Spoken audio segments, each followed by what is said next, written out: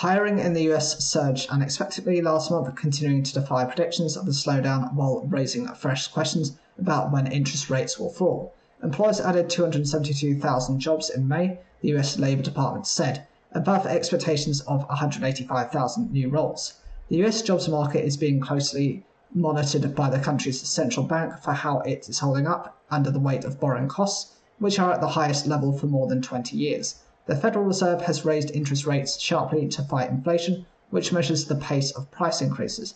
The Fed has cited the strength in employment as a sign that the economy can handle the current rates. The latest job figures will bolster the case that talk cutting borrowing cost is premature, analysts say.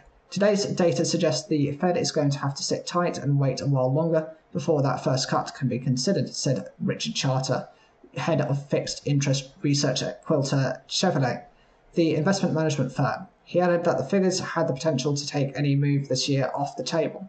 The report from the US Labor Department also showed average hourly pay rose by more than expected to 4.1% over the last 12 months. Economists had expected a 3.9% increase.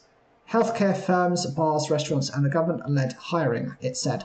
The unemployment rate, which is calculated using a different survey from the figures provided, ticked up to 4% from 3.9% in April. Parents earning six-figure salaries could be able to keep some or all of their child benefit payments under proposals put forward by the Conservatives. The party says that if re-elected on the 4th of July, it would increase the income threshold at which someone starts to lose their child benefits from £60,000 to £120,000.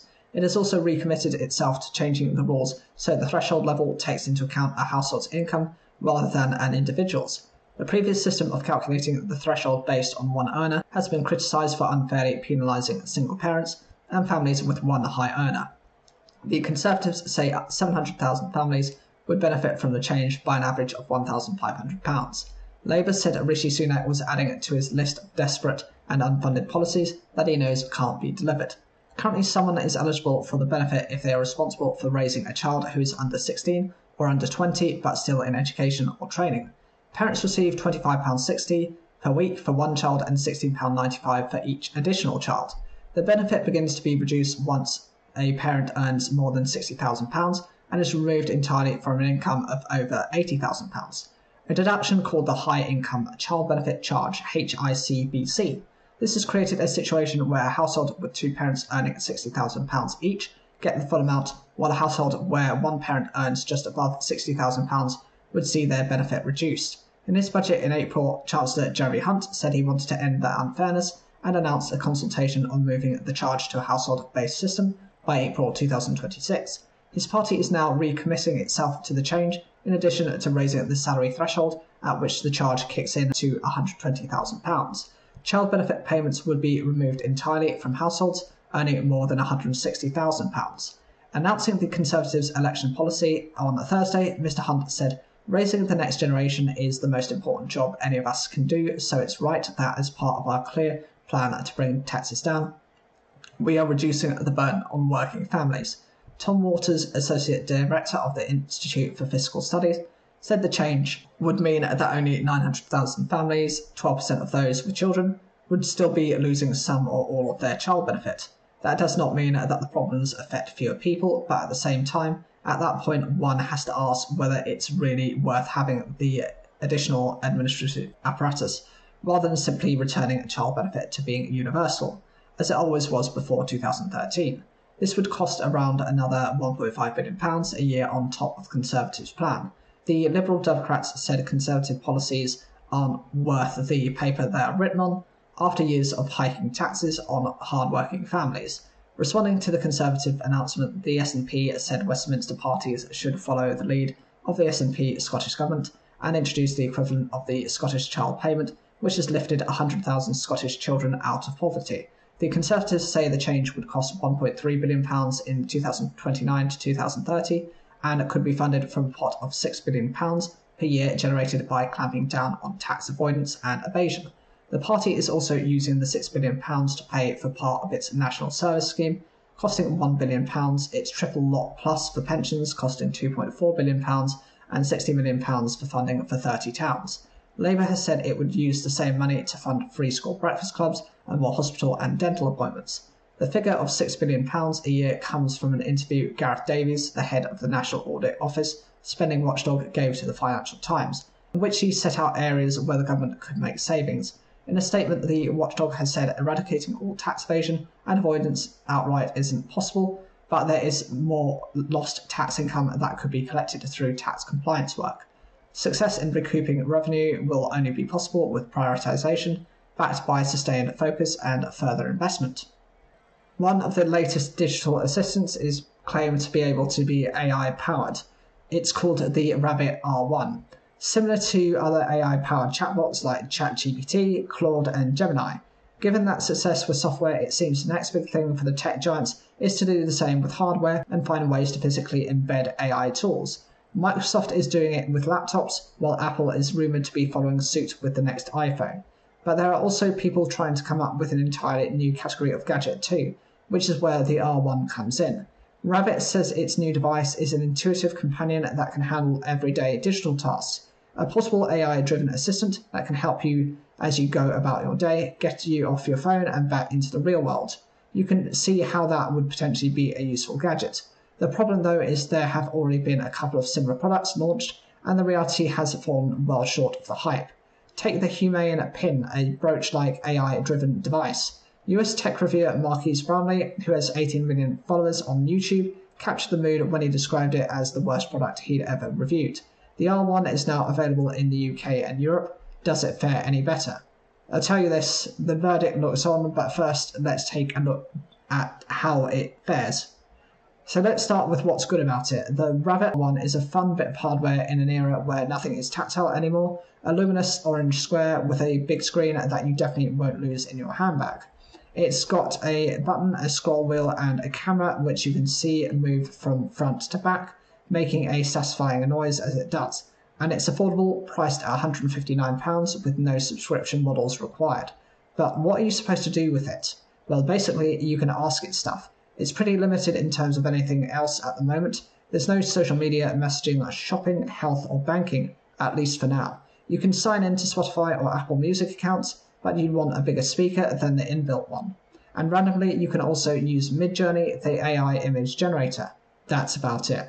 The Rabbit one successfully told them the time, the weather forecast, gave them the right directions to their son's school after they told it the location, and swiftly translated some conversation from English into German. It listed the top 20 chess players of 2024 when their partner asked it who was the best, taking the answer from a list on chess.com. But it did better than the Amazon Echo in this department. Alexa plumped for Garry Kasparov, who retired from regular competitive chess in 2005. They asked it about a few well-known conspiracy theories, and it did not engage with them. When they asked it who would win the next UK general election, its response came from the YouGov poll of that day. So yes, it's good at getting stuff off the web, but so are people. It gave them photos of where they work, the BBC Scotland building in Glasgow, but it really struggled to tell them where to go for coffee. The first time they asked it to give them a moment and then shut down after 112 seconds of silence. They tried again, and this time it delivered fairly quickly, but of the 5 options it listed, 2 of the coffee shops were 2.5 miles away, 1 had closed down, and 1 they couldn't find on Google. The closest it came up was 1.3 miles away. In reality, the building is flanked by many options, with 2 big coffee chains minutes away by foot. It can use a camera to describe its surroundings sometimes, but it hallucinated a lot. It told them a vase of white peonies in their bedroom contained yellow chrysanthemums, and confidently misidentified a plate of poppadoms as tortilla chips. When they pointed the camera at themselves, it described them as an older woman, and when their son put their most dramatic angry face, it described him as a boy with a friendly expression. In the first hour, they used up more than 20% of the battery life. Meanwhile, all of your activity is stored on an account in the cloud which is called your hull, and you can't access this on the device itself. The Rabbit R1 has also faced accusations that it is essentially a glorified Android app, and tech journalist Michelle Raymond from Android Authority even reported managing to install the tech behind it onto a Google phone. But the firm strongly denies this, saying that while there are some unofficial emulators around, its system is very bespoke. There's also a rather weird shadow hanging over the company behind the Rabbit One, with allegations online that it is a former NFT company which rebranded without honouring commitments to previous investors. On this subject, Rabbit said more than 80% of its current employees joined the company after this point, and said Mr. Liu has a long history as an entrepreneur and has been involved in a range of products over his career. Ultimately, they came away thinking that while it was fun to try this device out, it doesn't yet do anything they can't do already, either with their phone or with their own eyes, or even more slowly. Others agree it has been called half-baked and a device that fails at almost everything by reviewers, and they promise to tell you that Marquis Brownlee had to say about the R1 barely reviewable was the title of the video about it. The firm itself admits it's a work in progress. Being an early startup, it's never about winning or losing, it's all about survival, said Rabbit founder Jesse Liu. In some ways, I'm happy we're getting the pushback and doubts now because it's pushing us to make an ever-improving and better product. I don't expect the unflattering reviews of the R1 to stop the attempts to infuse AI into hardware. They expect to see many more devices in this genre over the next 18 months, says smartphone industry watcher Ben Wood from CCS Insight. Still, their best bet is that smartphone will transcend all these quirky products for the foreseeable future, but featuring many of the AI-powered innovations promised on standalone devices, that prediction feels like a good one to them. Their phone does all the stuff one can do, and so much more, plus it does it quickly and intuitively. If anything, this smartphone killer has made them appreciate the device it is trying to take on even more. The party that wins the general election faces a painful set of choices to tackle England's schools' squeezed budgets, a report says. The report by the group of independent economists, the Institute for Fiscal Studies, IFS, estimates schools' cost will grow by 4% in 2024, compared with inflation of 1% across the economy as a whole. The growth is driven by increases in staff pay and rising food and energy costs. Spiraling costs to support children with special educational needs are also taking huge chunks out of schools' available cash. One of the first decisions a new education secretary will face is what pay offer to make to teachers for the start of the new school year in September. Teaching unions are calling for this year's pay rise to match inflation and for extra money to be given to schools so that any pay rises do not come out of schools' existing budgets. Last year, thousands of schools were affected by several days of strike action by teachers over pay. No more full strikes are planned at this stage, although the threat of future action has not been ruled out. The IFS report say average teacher pay across the UK and England in 2024 is about 6% lower in real terms than in 2010. It says average real-term earnings across the whole economy are about 6% higher than in 2010. The report says this is relative decline in teacher pay may be the reason that the government has not met its teacher recruitment targets. A £6 billion increase in school funding since 2019 has reversed past cuts, leaving spending per pupil at about the same level in real terms as in 2010. But rising energy and food prices are reasons schools are not seeing a decline in their spending power, about 4% lower than in 2010. Luke Cibieta, IFS research fellow and author of the report, said that these rising costs have really eaten into school budgets over the last few years. He said that the growing range of pressures on the next education secretary's to-do list also included school building repair backlogs and the rising number of children with special educational needs and disabilities, also referred to as SEND. The number of children with the highest levels of SEND has increased by more than 60% since 2015, driving a £3.5 billion increase in the high needs budget, the report says. That has used up nearly half of the £7.6 billion increase in school spending in the same period. Those spiralling costs mean special educational needs funding is a problem that seems to be getting worse rather than better. The report says one way to save money could be closing schools or cutting teaching jobs in some areas, as pupil numbers are expected to fall by 5% over the course of the next parliament. Paul Whiteman, General Secretary at School Leaders Union NAHT, said it would be hugely short-sighted for any upcoming government to use the falling pupil numbers as a reason to further cut spending, and that education must be made a national priority. Pepe D'Alessio, General Secretary of the Association of School and College Leaders, added policymakers must treat education as an investment in the future of children and young people and the future of the country, rather than as a cost that can be cut. Former Education Secretary Gillian Keegan has recently said that she brought up school funding in England to a record level at £60 billion a year. It is what the government had planned to spend next year before the election was called. One of the Labour Party's main education pledges so far in their election campaign is to recruit 6,500 teachers paid for through ending tax breaks for private schools. The Liberal Democrats' education spokesperson Munira Wilson said the Conservatives had failed our children. Parents in our community should not have to send their children to schools which have had their funding decimated by a Conservative government that has lost interest in providing a high-quality education. Boys as young as 14 have been asking their teachers how to choke girls during sex, a teacher has said. Dr. Tamazine Priest, who teaches at Bryanton Comprehensive in Bridgend, said some children now felt it was a normal part of sex and asked if a soft squeeze on the neck is okay. Health experts said pornography was a key contributor and that there was no safe way to strangle someone. One woman, Sophie Henson, who was strangled until she passed out, said choking should not be normalised as part of sex. It comes after warnings following the death of 26-year-old dancer Georgia Brooke, who was choked to death during sex with her boyfriend. Dr. Priest, the school's curriculum lead for health and well-being, said there had been questions creeping in such as, how can I choke someone safely? She added, I've certainly been told by some children that they think that girls really want to be choked, with one saying girls are mad for it. Joanna Robinson, Wales National Advisor on Violence Against Women and Girls, has heard similar examples.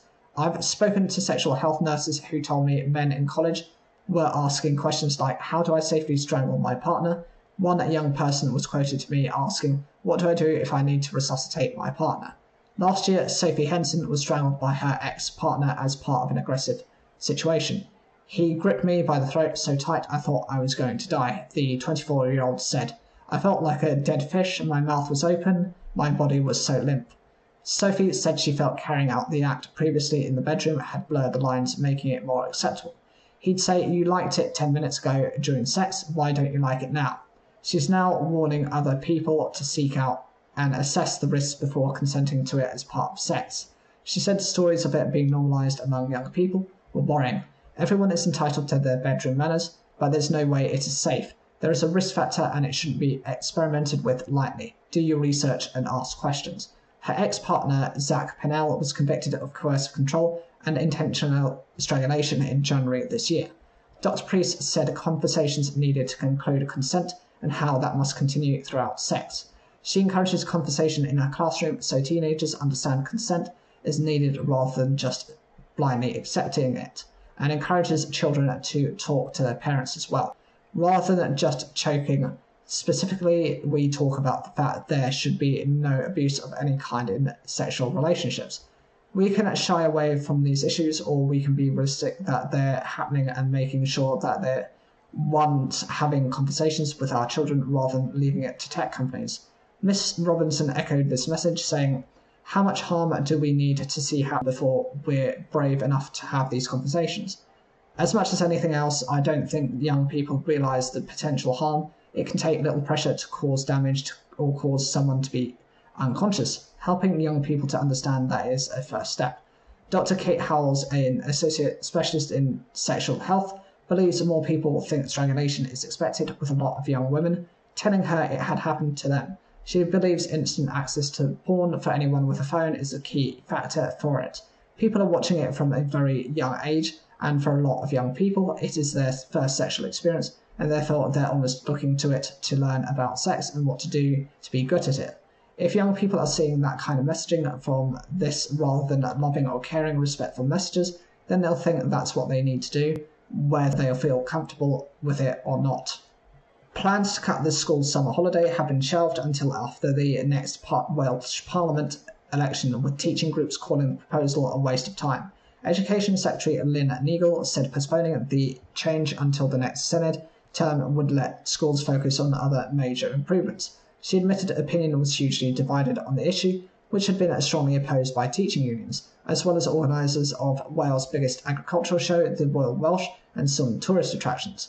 If the proposals had gone ahead, the half-term break in October 2025 would have been extended to a fortnight with a 5-week rather than 6-week holiday in summer 2026.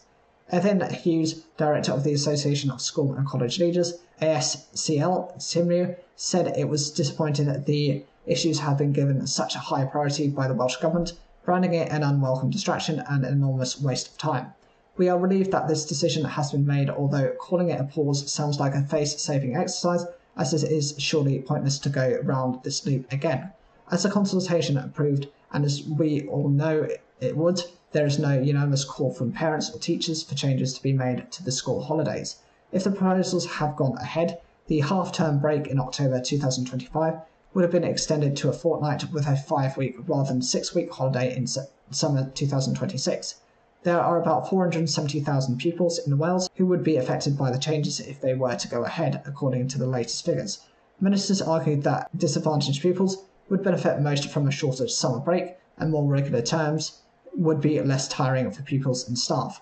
They said many families struggled with childcare over the long summer holiday, and the changes would align more effectively with how families live and work. But education unions said it was a distraction from other challenges schools face and could deter teachers from joining the profession. The response to a public consultation, the biggest on record about education, generated more than 16,000 responses, the Welsh Government said. It said a narrow majority of those who responded were in favour of changing school holidays, but there were contradictory findings, so more discussion was needed before adding was finalising. Ms Neagle said a pause would allow reforms such as the new curriculum for Wales and an overhaul of additional learning needs to be rolled out before another major change. We need to continue listening to and engaging with schools, teachers, unions, as well as children, young people and parents on how best we can implement any changes in the future. They're supporting our ambitious transformation of education in Wales, and they need the time and the space to ensure these reforms deliver for children and younger people. She said she wanted to prioritise ongoing school reforms and improving attainment, and therefore no changes will be made to the school year this Senate term. Any decision to go ahead with the changes to school holidays would be taken after the next Welsh Parliament election in May 2026, making any change to the school holidays unlikely before the 2028-2029 school year. The Welsh Government said the total cost of the work around the structure of the school year is approximately £350,000. The Conservative Shadow Education Secretary Tom Gifford said the school system is in crisis, with soaring absenteeism, a shocking decline in education standards, the worst PISA results in the UK, and rising incidents of violence plaguing our schools. He said the policy needs to be scrapped completely. Plaid Cymru's education spokesperson Heled Feichen MS said it's clear that there is a crisis in education in Wales. This requires Welsh Government to take action to improve school attendance, educational attainment and safety, as well as recruit and retain more teachers and improve support for learners with additional learning needs.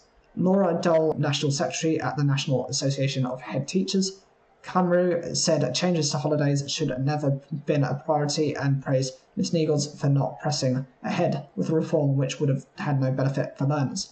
Neil Butler, National Official for Wales for the National Association of Schoolmasters, Union of Women Teachers, said this bizarre attack on the summer break needed to be consigned to the dustbin of history. He added, Wales has already got the shortest summer break in the whole of Europe. There's no educational reason for it whatsoever, and in fact we believe that it would have been educationally damaging. What are the rules for schools across the UK? School holidays in Wales are broadly in line with England, but there are some variations between local authorities across the UK. Scotland has a different pattern where the summer term ends earlier and resumes in August. Some local authorities in England and Scotland have 2-week breaks in October, including the Isle of Wight and Falkirk. A report earlier this year suggested the summer holidays in England should be shorter.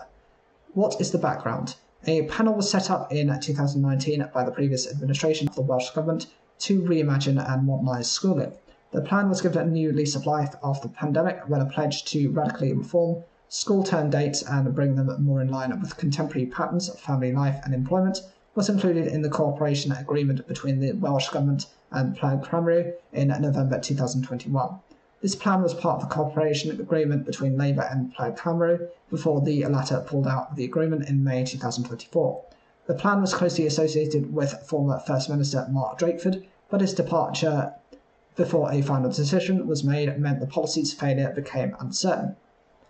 became uncertain. When the proposals were put to the public in November 2023, they were opposed by the Royal Welsh Agricultural Society, who says its annual show held at the end of July and children from farming families would suffer as they would still be at school if the term was extended.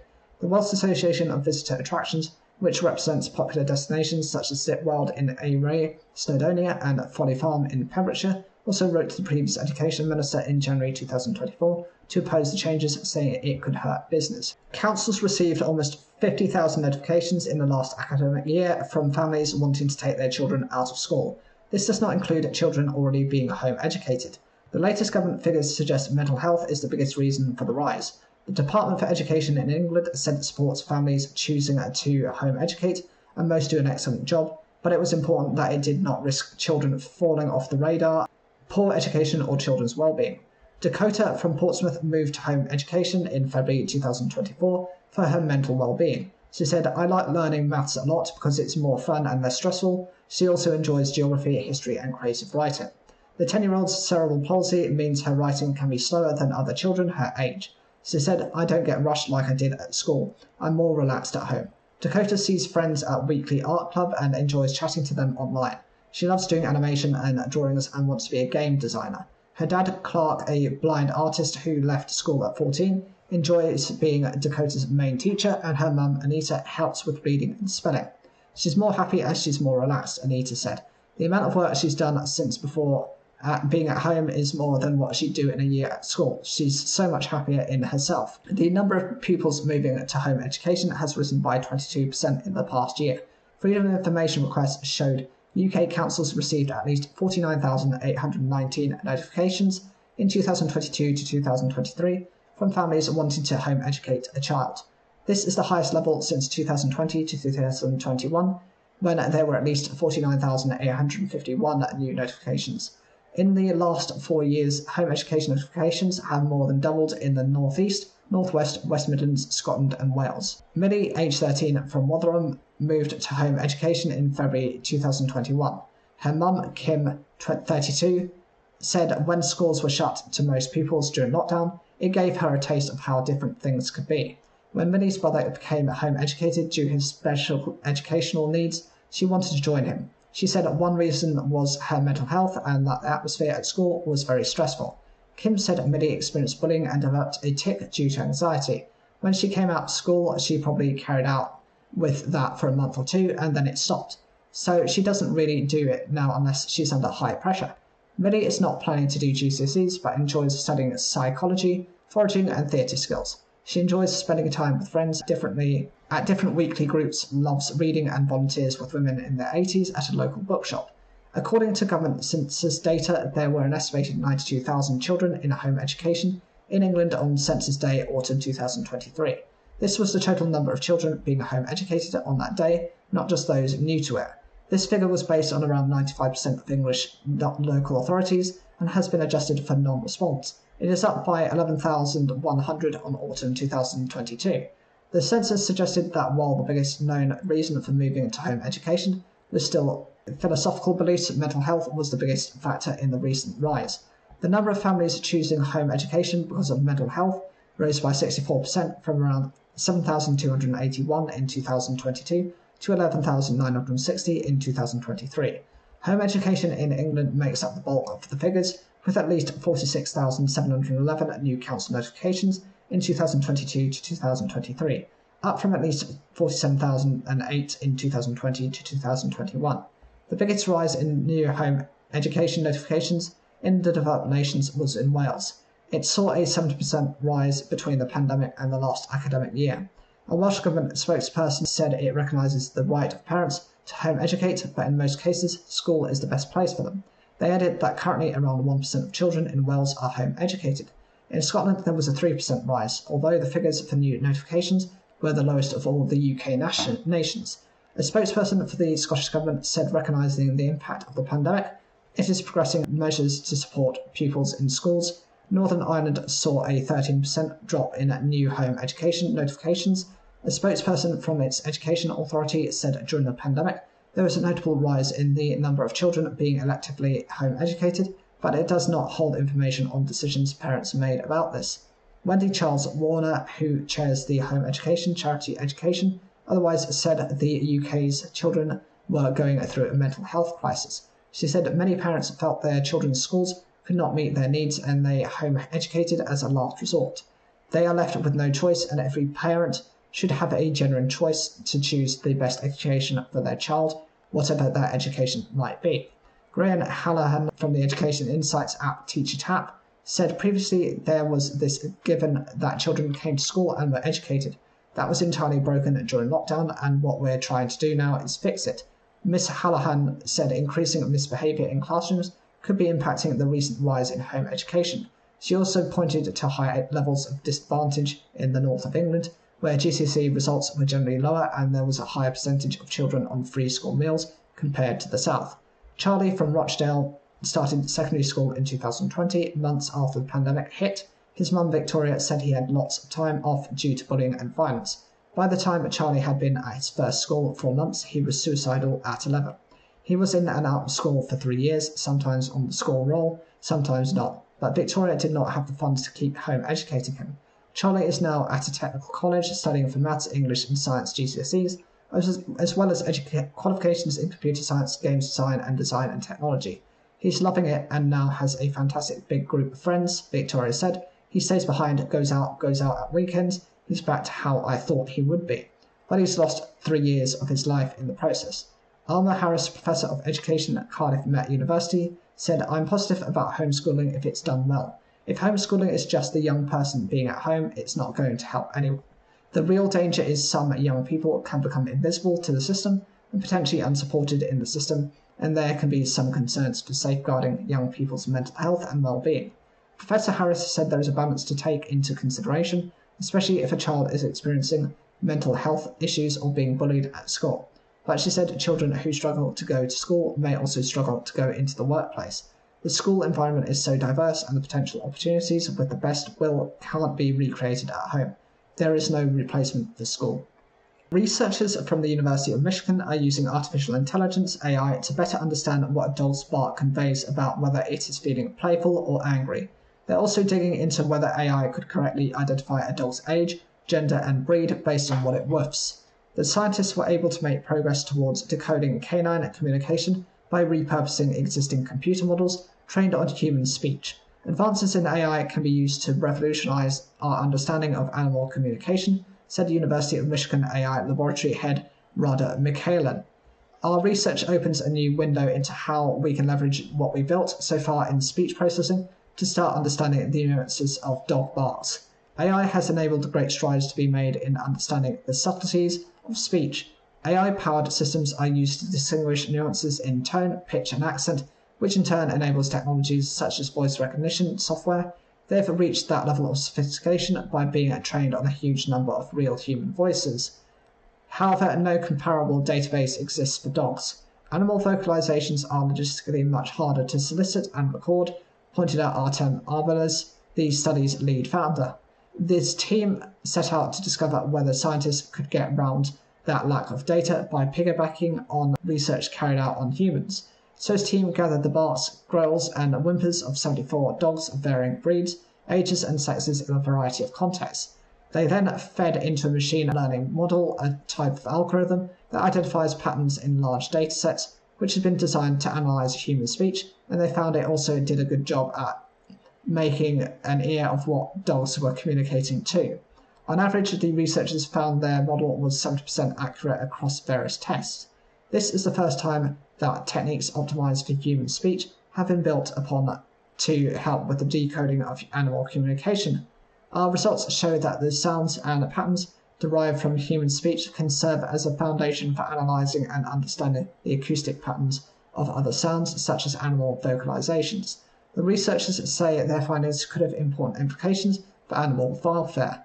They suggest better understanding the nuances of the various noises animals make could improve how humans interpret and respond to their emotional and physical needs. The results were presented at the Joint International Conference on Computational Linguistics, Language Resources and Evaluation. Mexico's National Institute of Astrophysics, Optics and Electronics Institute also worked with the University of Michigan on the project. After pushing borrowing costs sharply higher in recent years to try to quell soaring prices, countries around the world are shifting gear. The European Central Bank ECB on Thursday announced its first interest rate cut in 5 years, dropping its main lending rate from an all-time high of 4% to 3.75%.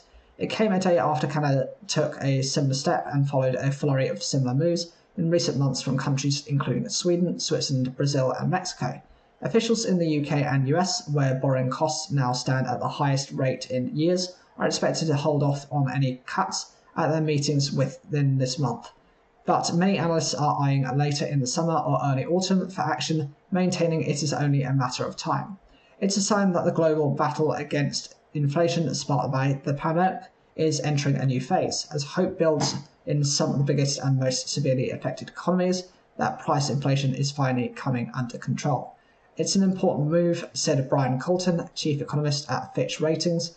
We're moving into another stage. Just a few years ago, central banks around the world were hiking interest rates aggressively, hoping that higher borrowing risk costs would weigh on the economy and ease the pressures pushing up prices.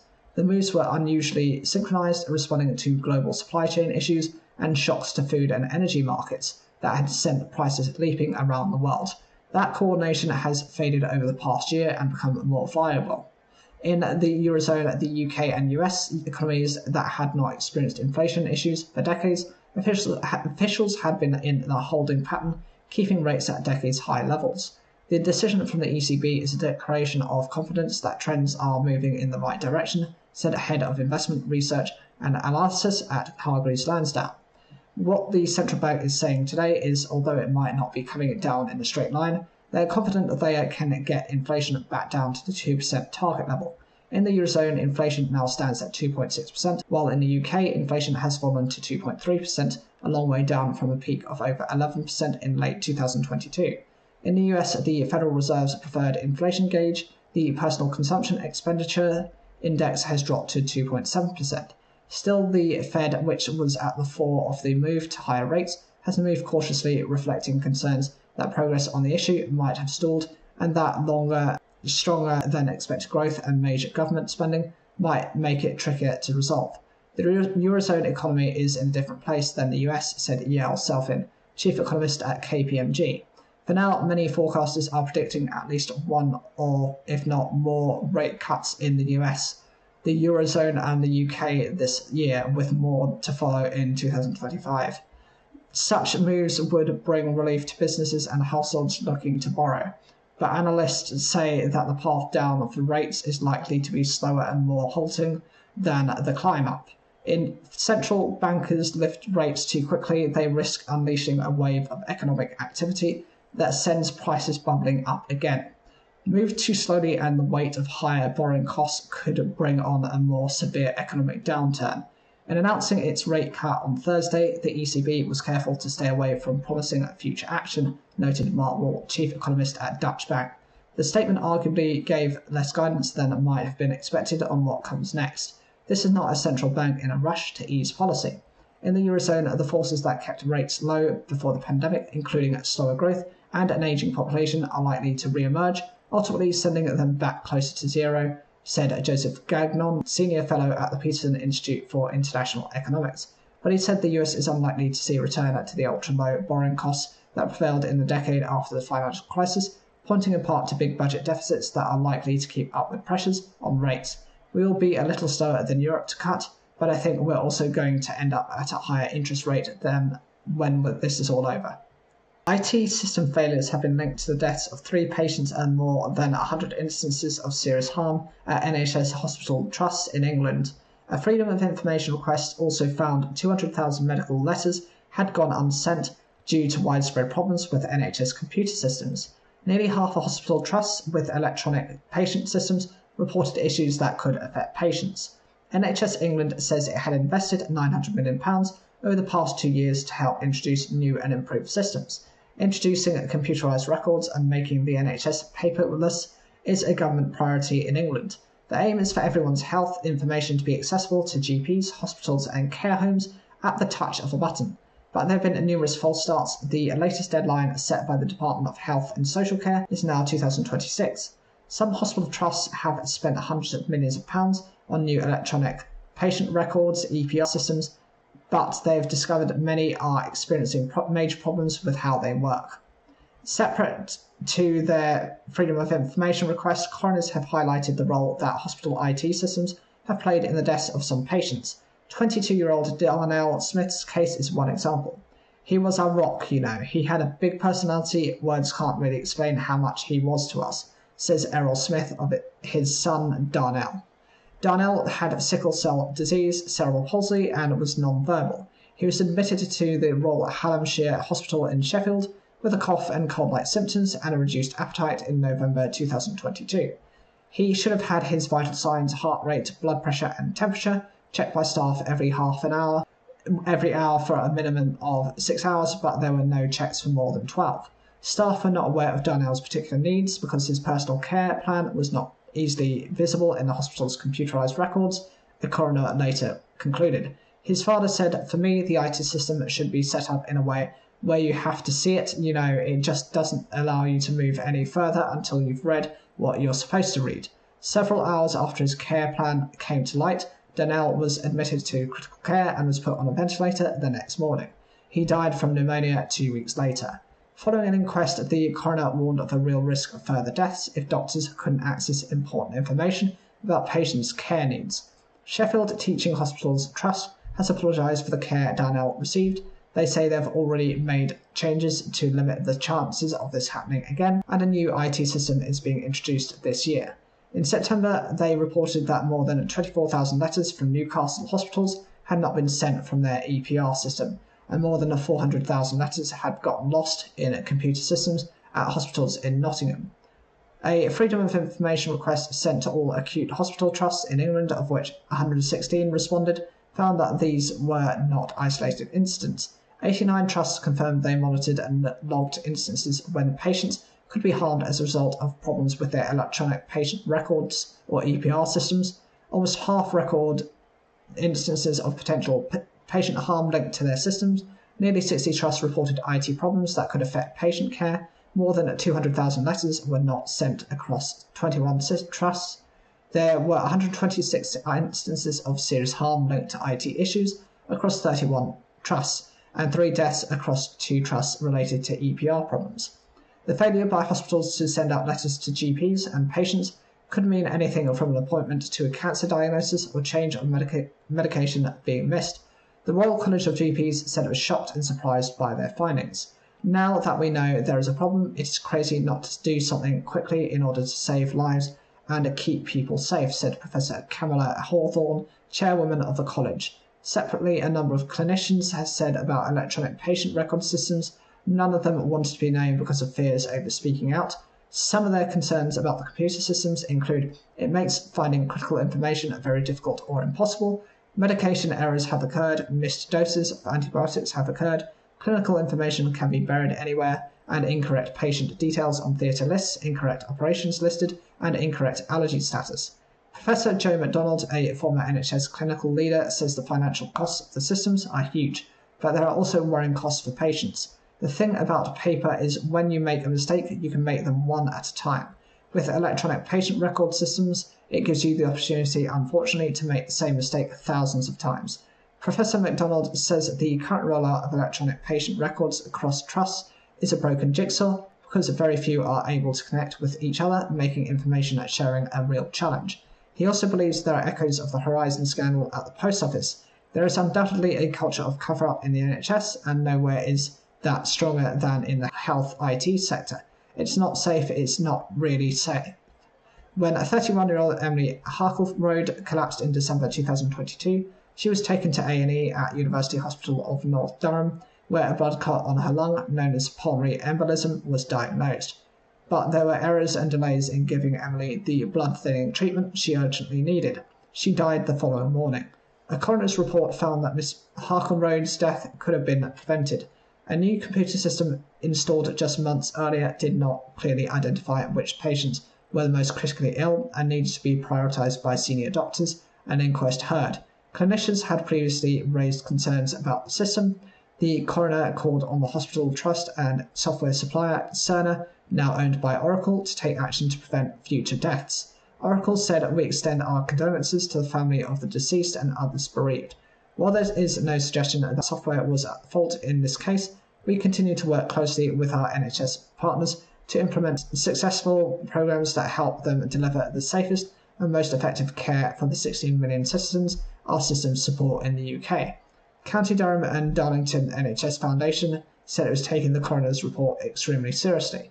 Through their Freedom of Information request, They also learned that more than 2,000 incidents of potential patient harm at the Durham Trust had been connected to the new IT system, and 3 other serious incidents. The Royal College of Emergency Medicine said the coroner's findings for Emily and Darnell's deaths were shocking and deeply worrying.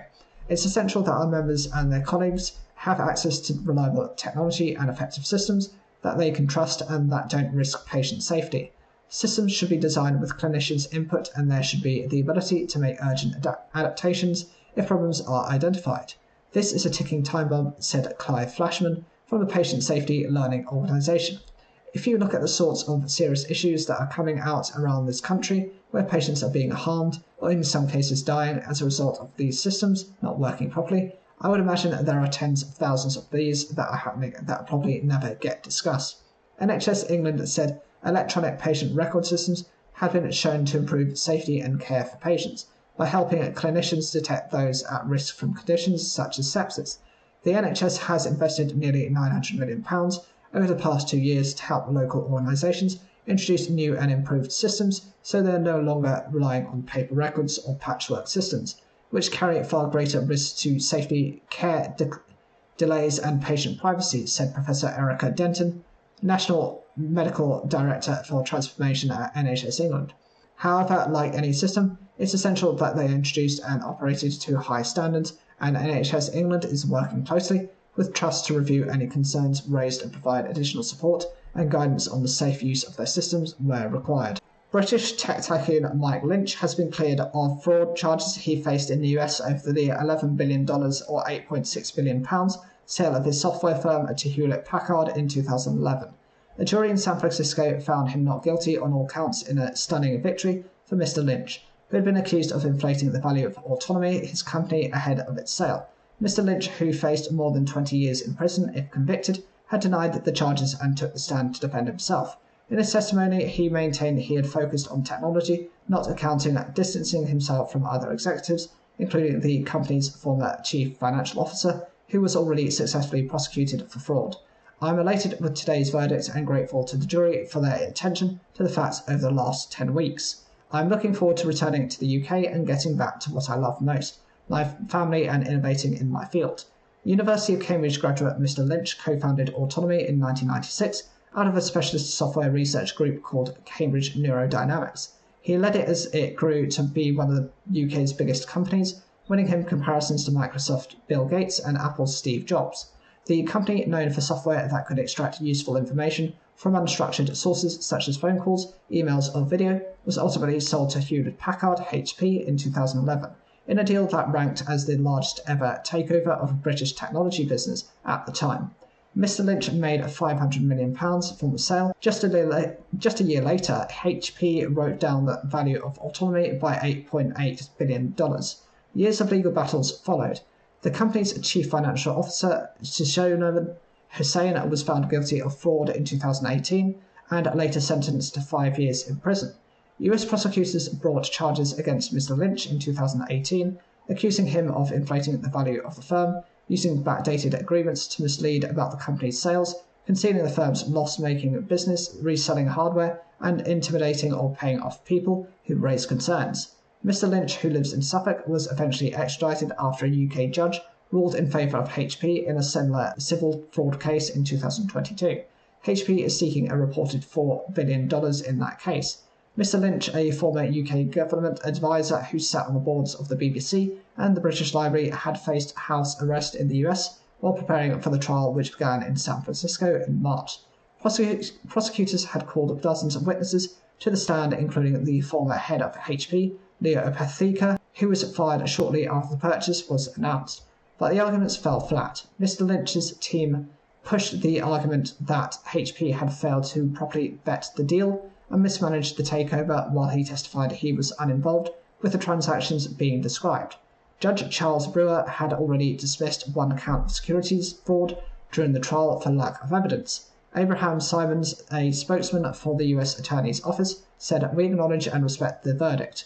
We would like to thank the jury for its attentiveness to the evidence the government presented in this case."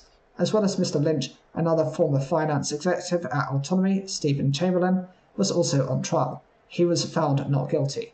Lawyers for Mr. Lynch, Christopher Morvillo and Brian Heberleg, said in a statement that they were thrilled by the outcome, saying it reflected a rejection of the government's profound overreach in this case. This verdict closes the books on a relentless 13-year effort to pin HP's well-documented ineptitude on Dr. Lynch, they said. Thankfully, the truth has finally prevailed. Despite working full-time, Becca Williams thinks she will need a second job in order to be able to pay for driving lessons. The 18-year-old dropped out of college to help her mum with the cost of living 2 years ago, at one point working 12 hours a day, 7 days a week. Shortly afterwards, she bought herself a little purple car, which is sat unused against a backdrop of mountains at her mum's North Wales home. Becca has now all but given up on the idea of driving, with lessons costing about £70 a week, and most of her salary already taken up by monthly bills. I kept the car as motivation really, but there's only so much you can do until at one point you turn around and go, "There's no point, I can't afford it," said Becca from Daniel Gwinnett. It's not just about lessons, it's the insurance, the tax, the petrol, everything else with it. Becca now has a full-time job working on the sewing machines at a nearby factory, but feels young people from lower-income families are being ignored by politicians. The general election on the 4th of July will be the first time she has been able to vote, but Becca is not convinced she will. There's a lot of people still struggling. The cost of living crisis is still a thing. Prices of things haven't come down yet. Families are trying to get ahead and trying to tell politicians, but nothing is being done. You just feel like you're stuck in a loop, you can't get out, and it's going to be the same for the rest of your life, because this is what adulthood is. I've had a lot of people asking if I'm going to vote this year because I've just turned 18. At this point in time, I don't feel like they are listening. Becca said she was grateful that her job paid above the minimum wage for her age, but the £1,400 she earned each month was not enough to afford driving lessons, pay her bills, buy food, and pay for train and bus fare. She said she felt many people her age were exhausted by the cost of living. I've noticed that a lot of people my age going into hospitality, a lot of them drop out of college like I did. Rent is like at £700 a month. That's not just possible for an 18-year-old's wage. I guess you could call us antisocial, it's just that we don't have the money to go anywhere. We don't have the money to go to the pubs like our parents used to. Becca's mum, Delith, agreed that things were getting harder for her children. The 46-year-old charity manager, who is a single mum to 3, said she had to make clear to her children that they could not rely on the bank mum to bail them out. She added that this generation now, they've gone through all that lockdown and lost out on so much. When I was younger, if you wanted to go out and have a night out, it was always manageable somehow, and I wasn't from a rich family. Now they have to budget for everything. Delith said she sat down with Becca every week to look over her budget and finances, and the only extravagance her daughter ever included was having her hair and nails done. That's just for her sanity, really. Delith said the whole family had struggled in the past few years and would occasionally go without a weekly food shop and eat anything left in the cupboards to save money. One of Delith's recent inventions has been a roast dinner curry, made from the leftover meat and vegetables from her Monday night dinners. I do, but it's just never enough, really. I used to be able to do the weekly shop for around £45, now it's double that. We used to be able to have short breaks, nothing major. I can't remember the last time we've had a day out as a family. It's not within our reach anymore. A worker has admitted investing more than £1 million from Aberdeen City Council. Michael Patterson, aged 59, exploited his position as a council tax and recovery team leader when he took the money. The High Court in Edinburgh heard Patterson's crimes took place over 17 years, between November 2006 and September 2023. The sentencing was deferred until July. Patterson started stealing to pay off debts, but had continued to take the money, which he spent on himself, including on foreign holidays and eating out. The court heard he was still in debt at the time of his arrest. Prosecutor Brian Gill KC told the court that Patterson had unsupervised authority to issue council tax refunds of up to £3,000. He could also alter payee account details without authorisation or verification, which he did to transfer money to himself. Mr. Gill said that Patterson had realised that he could benefit in situations where a householder that had left a property and had not reclaimed for overpayment of their council tax. The scam worked until a colleague noticed that a refund of more than £2,000 had been made on the computer system using Patterson's username. She reported her concerns to bosses, who launched a probe into Patterson's activities. Defence solicitor advocate Ian Patterson told the court his client was a first offender. Judge David Young at KC deferred sentence on Patterson's for background reports. He said, "You'll understand that it is a strong responsibility that a considerable custodial sentence will be imposed on you in this case. Patterson was remanded in custody and will be sentenced on the 5th of July at the High Court in Edinburgh. A spokesperson for the council said that they were checking their records and would be in touch with anyone affected. The council apologises to any resident affected. The council's financial controls and processes, including council tax refund arrangements, have been reviewed and strengthened. Detective Commander Tom Cameron of Police Scotland said Patterson portrayed himself as an honest and professional individual and instead used his position to obtain a significant amount of money. I hope this investigation highlights our commitment to fully investigate all reports of financial crimes. Anyone who believes they've been a victim of a financial crime or has information about such offences is urged to contact Police Scotland. Wallace and Gromit will face their arch-enemy, the evil penguin Feathers McGraw, when they return in a new full-length feature film this Christmas, the BBC has confirmed. The 17-minute adventure titled Vengeance Most Foul will see the iconic duo face off against their nemesis, who was last seen in the 1993 Oscar-winning short film The Wrong Trousers. Wallace and Gromit creator Nick Park said he decided to bring back McGraw after fans asked if the character would ever return. Made with Aardman Animations, it will be the first outing by the pair since 2008's A Matter of Loath and Death. Wallace and Gromit films are a staple of the Christmas TV schedule, with the debut picture A Grand Day Out about Wallace deciding to fly to the moon, believing it to be made of cheese, appearing for Channel 4 on Christmas Eve 1990. The follow-up, The Wrong Trousers, was broadcast by the BBC on Boxing Day in 1993. Cracking Contraptions, a series of 10 short stop-motion animations, ran on the BBC throughout 2002, and in 2010, the duo were immortalised in a set of Christmas stamps. The new film will see the evil penguin seek revenge on inventor Wallace and his loyal beagle Gromit. In a teaser trailer released on Thursday, McGraw is seen leaving a prison cell, having been presented with his possessions, including the red rubber glove he used in the 1993 film to disguise himself as a chicken before revealing his true nature. Previously, publicity for Vengeance Most Foul revealed the film will see Wallace develop a smart gnome that seems to have a mind of its own. Park, who co-directed the new 70-minute feature alongside Wallace and Gromit creative director Merlin Crossingham, said the thing he was asked most by fans was whether Feathers McGraw would ever return. Then it hit me, what if Feathers was involved with these gnomes? We're hoping that this film will appeal to fans of gnome noir everywhere, he said. Ben Whitehead will again play Wallace, having taken on the role following the death of Last of the Summer Wine actor Peter Sellers, who had voiced the character. Comedian Peter Kay, who was in The Curse of the Were-Rabbit, returns as PC McIntosh, now promoted to Chief Inspector.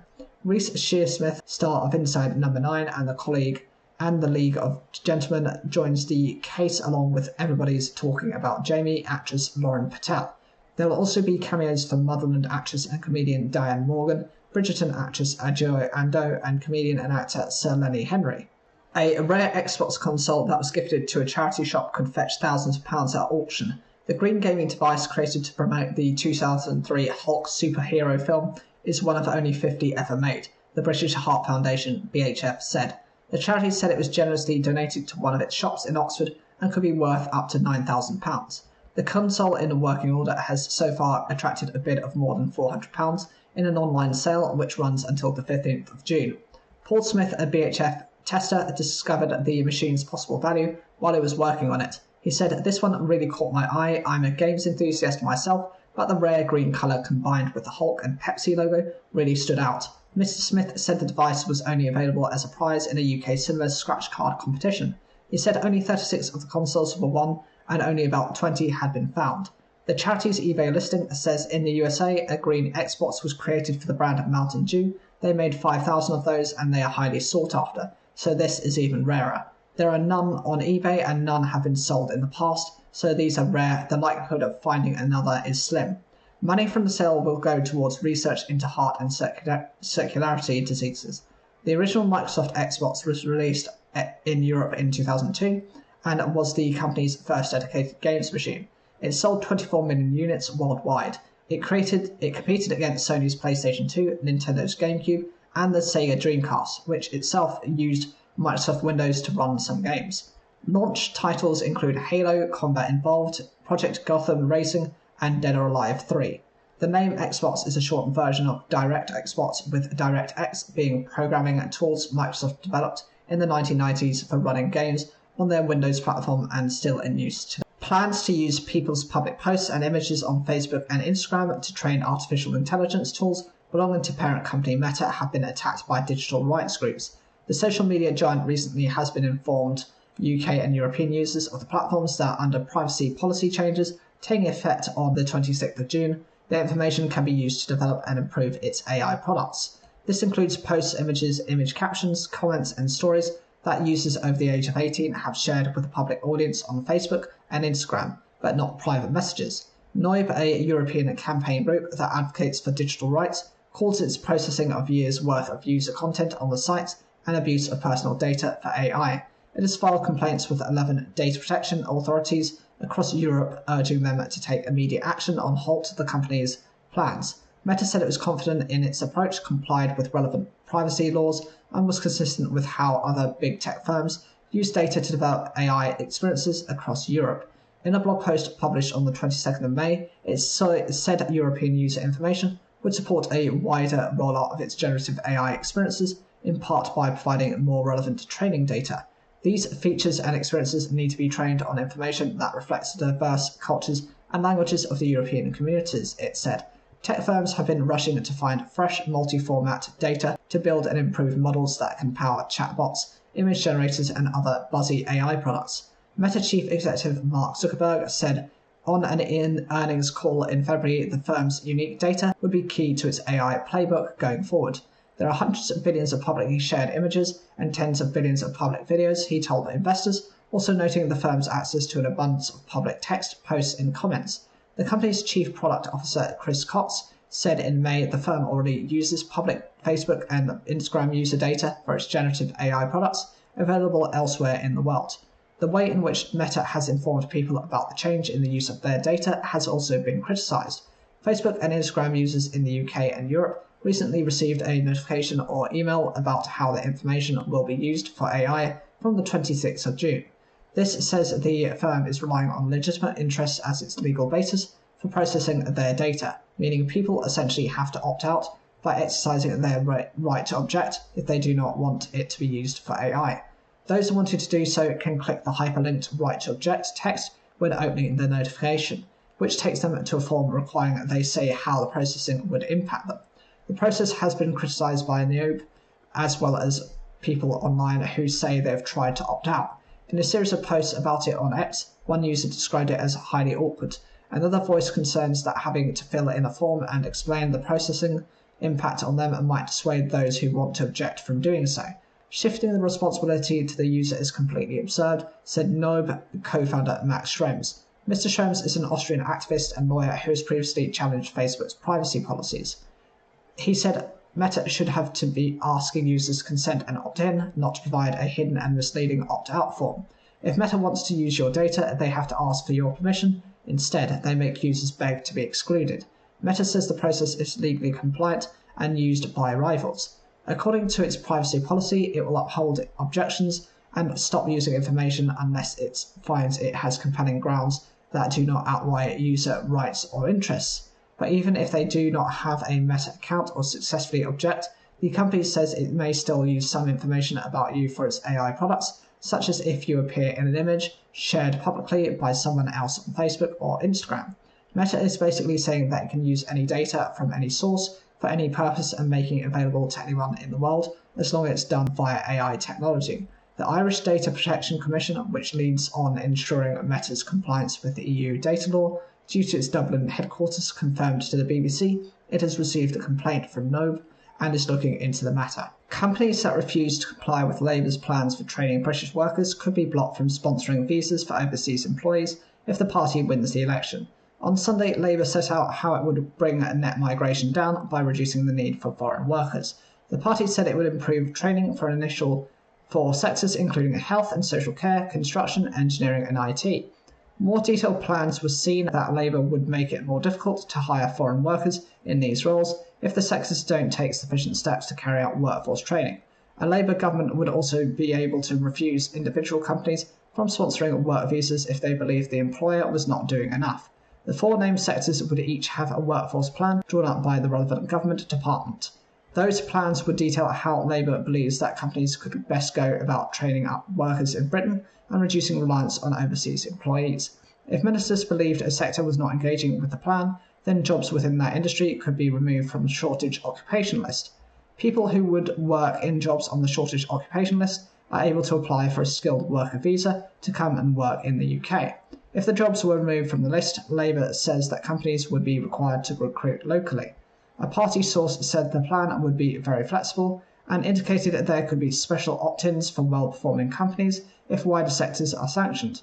Graham Watts, chief executive of the Construction Industry Council, has said that putting arbitrary limits on skilled immigration before workforce plans was given time to properly develop could stifle economic growth.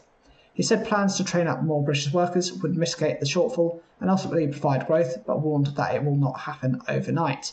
Martin Green, chief executive of Care England, a representative body of the care providers in England, said it was a cause of concern that Labour's plan would involve ministers making the key decisions. He said that the wider plan to boost training was welcome, but called for an independent body to oversee decisions about potential sanctions. A Labour Party source said that the Migration Advisory Committee, an independent body that already exists and advises on policy, would also be advising on these plans. Labour has spent months courting support from business ahead of the election, with Shadow Chancellor Rachel Reeves holding regular meetings with city leaders. That culminated in a letter from more than 120 business voices endorsing the party earlier this month. One source involved in orchestrating that charm offensive said that these plans to potentially block overseas visas had not previously been mentioned. Shadow Home Secretary Yvette Cooper said with Laura Kuenssberg that Labour wanted to see significant changes in place across the economy to reduce reliance on overseas workers. But she added the party would not set a migration target because the Conservatives have already ended up being totally all over the place when they did. The Conservatives have also set out plans to reduce the number of visas available to migrant workers if they are returned to power. MPs would get a vote on an annual migration cap based on recommendations from the Migration Advisory Committee under the Tory plans. Reform UK has set out proposals to increase taxes on companies that employ overseas workers to end what it calls the country's addiction to cheap foreign labour. Under Reform's policy, firms would pay a higher 20% rate of national insurance for foreign workers, up from the current 13.8%. The Lib Dems have pledged to transfer powers over work visas, overseas students and asylums from the Home Office to other departments, and set up a new arm's-length unit to process applications quickly and correctly. A 5-year-old boy born without a left hand is believed to have become the youngest in the world to receive a bionic hero arm. Jordan's life-changing Ironman style arm was an instant confidence boost for him, his mother Ashley Morota said. The custom-made 3D-printed prosthetic was produced by Bristol-based Open Bionics for Jordan from Long Island in New York. As a mum, you just want your child to be happy, and he is generally happy and resilient, but after getting the hero arm, he was on top of the world and glowing. The firm has fitted amputees with hero arms in Ukraine, Germany and Australia. Open Bionics co-founder Samantha Payne said, "We're so happy for Jordan and can't wait to see how he puts his new Iron Man arm to work." Jordan's mother has been following the company on Facebook and contacted them when they opened a clinic in New York. "Initially, we were told he was too young and we convinced Open Bionics to see us, and luckily he picked it up right away. It was an instant confidence boost. The hero really makes him feel like a superhero and he is superhero obsessed. He then wanted to rush back to his school to show his teachers and friends. He could not have been happier or more excited, and he's the same today." Jordan had only used one different prosthetic before, but found the lack of functionality very frustrating. Since receiving his hero arm this week, he has been able to grab his scooter handles and go for a ride. He is so excited to use it and to be able to control the fingers and grab two objects now. The prosthetic uses special sensors that detect muscular contractions and turn them into hand movements. Most children with hero arms are age 7 or older, but the bosses at Open Bionics said Jordan's size for his age and his high IQ meant it was easier to teach him how to use the hero arm, so that he could have one sooner. Several children in the UK received a hero arm age 7, including Louis from Swansea, Cambridgeshire. Open Bionics describes itself as the only company in the world making it multi-articulating hands small and light enough for children as young as Jordan. It is also the only company to produce bionic arms from the Marvel, Star Wars and Disney universes, thanks to a long-term collaboration with the Walt Disney Company. Lyra McKee was killed by a single bullet to the head, a state pathologist has told Belfast Crown Court. The court heard that the 29-year-old was given 6 cycles of CPR, but to no avail. Miss McKee was watching a riot in the Cregan estate in Londonderry in April 2019 when she was shot and killed. The new IRA admitted responsibility for the 29-year-old's murder. 3 men from Derry are on trial at Belfast Crown Court accused of her murder. They are Jordan Devine, aged 23, of Bishop Street, Paul McIntyre, 56, of Kells Walk, and Peter Kavanagh, 35, of Mary Street. On Friday, the pathologist told the court the journalist had a cardiac arrest scene and died as a result of the bullet to the head. He said this injury would have caused immediate unconsciousness and rapid death. 7 other men are also from Derry, are all on trial on charges which include rioting, throwing petrol bombs. They are Joseph Barr, 36, of Sandringham Drive, Jude Coffey, 26, of Garton Square, William Elliott, 57, of Ballinmargowan Gardens, Joseph Campbell, 23, of Gosherton Cottages, Patrick Gallagher, 32, of Johnfield Place, Christopher Gillen, 43, of Balbin Pass, and Kieran McCall, 55, of Balmogan Gardens. All 10 defendants have denied the charges against them. A childminder has admitted shaking and killing a 9-month-old baby she was looking after. Karen Foster, aged 62, claimed Harlow Collins had fallen out over and banged his head and that she shook him out of frustration. The boy was taken to hospital from the address in Hampton, near Burnley, Lancashire on the 1st of March 2022, but died 4 days later. Foster was due to stand trial at Preston Crown Court for Harlow's murder, but the prosecution accepted a plea of manslaughter. The basis of her plea was that her forceful shaking caused Harlow's death after he fell out of his high chair and began crying, the court heard. Foster, a registered childminder with 9 years' experience, called 999 to say he was not breathing and told a paramedic he had suddenly collapsed. In legal arguments, the court heard a CT scan of Harlow's head showed significant injuries to the brain with bleeding on both sides and swelling. He had been described as a healthy and happy baby beforehand. Foster had also been charged with assaulting a 2-year-old girl in her care in 2019, which she denied. That count was ordered to lie on the file. Harlow's mother, sitting in the public gallery, sobbed when the guilty plea was entered. Judge Mr. Justice Cotter told Foster, who appeared in the dock leaning on crutches, "I'm sure you've been advised that the likely sentence is one of a substantial period in custody, and you should be well aware of that. She is due to be sentenced on Thursday." Since his death, Harlow's family said they had been campaigning for cameras to be installed on premises where childminders work. In a tribute posted on a crowdfunding page, they said he was a funny, playful baby who loved Peter Rabbit, milkshakes and pink wafer biscuits. He loved it when his sister sang songs to him. He loved his doggies and running around in his baby walker. He loved his family, his mummy and daddy, brothers and sisters, and his grandparents so much. He has left a Harlow-shaped hole no one can fill. Rents for new lets have increased by 6.6% in the year to April, but this is the slowest annual rise for 2.5 years, according to Zoopla. The property portal said the average rent on a new let had risen by £80 a month compared with a year earlier. Although demand had eased, there was still 15 people on average chasing every home for rent. Before the pandemic, the average was 6 people. Rents continue to grow faster than average earnings, although the gap is much narrower than a year ago, said Richard Donnell, Executive Director at Zoopla. The increase in rents at its lowest rate since October 2021, he said. The average monthly rent for a new let in the UK was £1,226 in April, according to this data. Zoopla has predicted that the sector is likely to see a continued slowdown in rental price growth to 5% in 2024. This would be the result of further easing in demand from tenants, rather than landlords being able to make more properties available to let. Zoopla covers about 80% of the rental sector. Rents for new lets have risen sharply over the last 2 years, for a host of reasons. They include demand rising from students, but primarily because supply has not matched demand. Landlords have faced rising costs, and some have sold up. Letting agents have reported that high demand has led to properties being listed and let far quicker than before the pandemic. Co-op has said it will make 770 community support staff redundant to streamline the way the division operates. The Mutual says that the member pioneers team, most of whom dedicate 4 hours of paid time per week to helping their local communities, are expected to lose their roles next month. Their work includes organising charity work to promoting mental well-being, helping at bingo evenings, connecting people to combat loneliness and picking up litter. The move has been criticised by those affected, but Co-op denies it goes against their company values of serving and protecting local communities. The Co-op said its current model of communicating and community-led fieldwork comprising of part-time positions was not as efficient as it could be. Currently, member pioneers work 4 hours per week and member pioneer coordinators work 18 hours per week. The number of jobs will be cut down and replaced by 61 new full-time equivalent member engagement activator roles in August, who will be regionally based across the UK.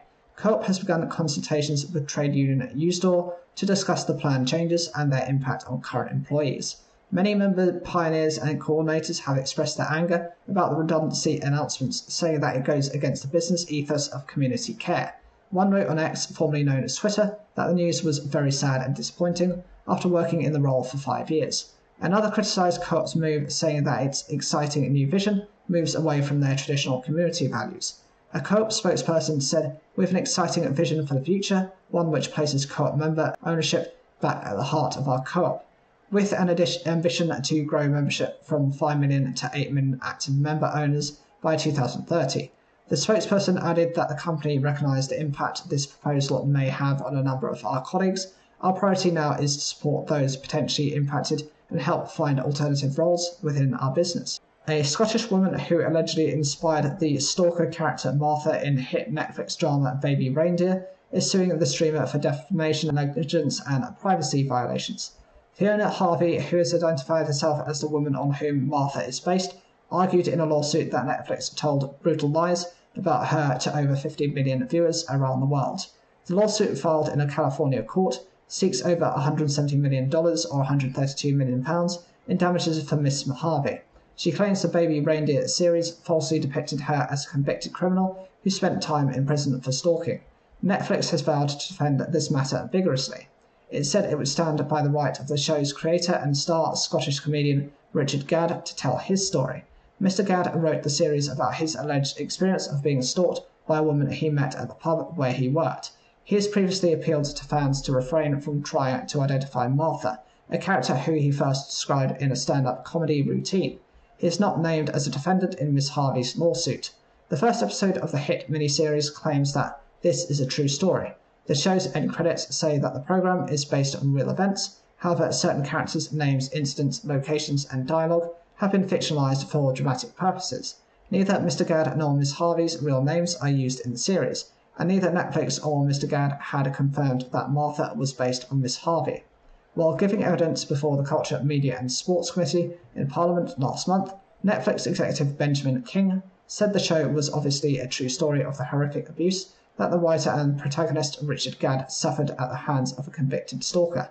Mr. King was subsequently challenged by an MP, the SNP's John Nicholson, to substantiate his statements. Mr. Nicholson said journalists can find no evidence to back up the Netflix claim of a conviction for the woman identified as the inspiration for Martha. For her part, Miss Harvey alleges in her case that Netflix did literally nothing to confirm that Mr. Gadd's story was true. Miss Harvey also denies that she sexually assaulted the show's creator, according to the court documents, which alleged that Netflix told these lies and never stopped because it was a better story than the truth, and better stories made money. In one scene in the series, the Martha character is depicted as sexually assaulting the show's protagonist along a canal one night. Miss Harvey said on Thursday that she was certain her team would win the case, otherwise we wouldn't be doing it. Richard Roth, a New York-based lawyer representing Miss Harvey, said there was no doubt that Miss Harvey's identity was used for Baby Reindeer's plot. He said he had incontrovertibly documentary evidence proving that his client had never been convicted of a crime. The lawsuit includes a photo of a background check and a certificate that claims that Miss Harvey has no criminal convictions on her record. Miss Harvey, who lives in the UK, says that since the series was released in April, she's received numerous death threats. The experience has left her fearful of leaving her home or checking the news, the lawsuit says, adding that she has been extremely secluded and isolated in fear of the public, going days without leaving her home. In a nearly hour-long interview with Piers Morgan last month, Miss Harvey confirmed that she had known Mr. Gadd during his time working at a pub in London, but she denied that she had acted like the character Martha, who sends Mr. Gadd's character 41,000 emails and leaves 350 hours of voicemail messages in the show. None of that's true. I don't think I sent him anything. No, I think there may have been a couple of emails exchanged, but that was it, just jokey banter emails. The lawsuit does say, however, that some real comments she made to Mr. Gadd such as a tweet she sent him in 2014, are used in the show's dialogue. Thousands of people have gathered at Chester Cathedral for the wedding of the Duke of Westminster, with many getting a glimpse of his usher, the Prince of Wales. Hugh Grosvenor, the godson of King Charles III, married Olivia Henson at the cathedral earlier. The 33-year-old is godfather to Prince William's son, 10-year-old Prince George, but he has not attended the ceremony due to it falling on a school day. 2 women were removed from the crowd by police after an orange plume was deployed from the fire extinguisher type device as the couple left the cathedral. Campaign group Just Stop Oil said 2 of its supporters had used the devices to project powder near the entrance as the newlyweds made their way to a car. Cheshire police said 2 women, a 69-year-old from Manchester and a 73-year-old from Suffolk, have been arrested on suspicion of public order offences and remain in custody. The Duke is regarded as one of the richest people in the UK, with a fortune of about £10 billion, while his bride has worked in the sustainable food and drinks industry. Along with being a godparent for Prince George, he is also reported to be godfather to the Duke of Sussex's son, Prince Archie. Prince Harry, who was an usher with his brother at the wedding of the Duke's sister, Lady Tamara Grosvenor, in 2004, is understood not to have attended the service by mutual agreement. The King and Queen Camilla did not attend the service after travelling to Normandy for the D-Day commemorations on Thursday. The Prince of Wales, who is receiving treatment for cancer, also did not attend. The bride wore a dress and veil designed by Emma Victoria Payne, embroidered with floral motifs and edgings from Miss Henson's great-great-grandmother's veil from about 1880. The 31-year-old also wore a vintage tiara incorporating a myrtle leaf design, which was made by prestigious Russian jewellery craft makers Fabergé for Grosvenor brides and has been worn on their wedding days since 1906. Her bouquet was made of flowers picked from the gardens of Eaton Hall, the Duke's country house. Members of the public began arriving outside the cathedral from early in the morning, bringing camping chairs and picnics. By the time of the service, thousands were gathered outside the cathedral and in the surrounding streets, and many of them witnessed a protest as the couple re-emerged. Barbara Williams, 81, from Cheshire, who was standing next to the protesters in the crowd, said she felt a bit shaken after it. She said she and her friend Andrea Mackin, 56, had been standing next to them all day. They were already here when we arrived at 7 a.m, and they had shopping trolleys with them. Everyone was watching the bride and groom, and then we just saw orange, and they had what looked like a fire extinguisher with them. The police realised quite quickly what was happening and pulled them out. It happened just as William was coming out the door. In a statement issued by Just Stop Oil, the protesters said weddings were a time of coming together in celebration to make a commitment to the future. But for countless millions around the world, there is no future unless we come together to stop oil and gas. A representative for the Duke and Miss Henson said it meant a lot for them to marry in Chester due to the Grosvenor family's long and close personal connection to both the cathedral and the city. They said the couple had made a conscious effort to involve local and regional suppliers in several aspects of the day. The couple have also been moved by the messages of support they have received from around the region and are hugely grateful that people want to share in their happiness. The city's annual Summer Flowers project has been funded by the couple with 100,000 flowers planted as part of the wedding celebrations, and they've also paid for free ice cream and sorbet from 3 local independent businesses to be given to visitors to Chester City Centre throughout the day. Poppy, a student at the University of Chester, was one of those indulging in a free ice cream. She said it was great to see the people and businesses come together. It's really fun to get the students out in the city and involved. The Duke inherited his title and control of the Grosvenor estate at the age of 25, following his father's death in 2016, and the couple announced their engagement in April 2023 after being together for 2 years.